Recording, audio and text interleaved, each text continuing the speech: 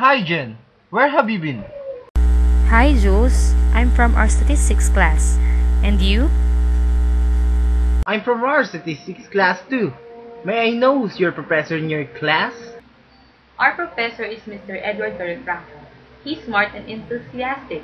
That's why we learned a lot from him. Oh, I wish that is also my professor. Will you teach me about statistics? Of course, Jules.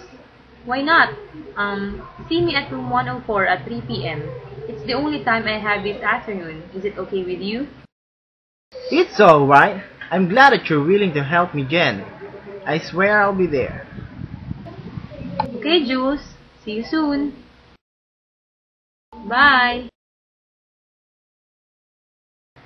Okay, bye. See you too. Thanks a lot.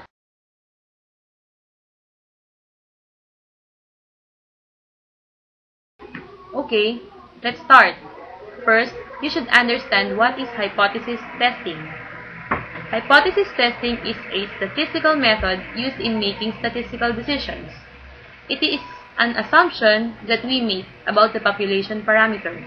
There are three methods used in statistical hypothesis: the traditional method, the p-value, and the confidence interval method. You can take your seat because it will take minutes in discussing. Thank you.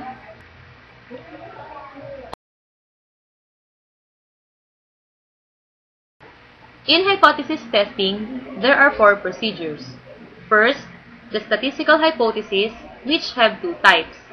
The null hypothesis, symbolized by HO, and the alternative hypothesis, symbolized by H1. Second, the level of confidence. Third is the one-tailed versus two-tailed test. Last but not the least is the critical value approach to hypothesis testing. Then, what is the significance of these procedures? And how it is related to inferential statistics? Okay, Jules, let's discuss it one by one.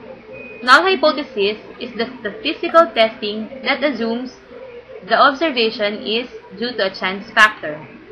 Null hypothesis is mu sub 1 is equal to mu sub 2. Alternative hypothesis is opposite of null hypothesis. It shows that the observations are the result of a real effect. It states that there is a difference between two population means. Next is the level of significance. It refers to the degrees which we accept or reject the null hypothesis.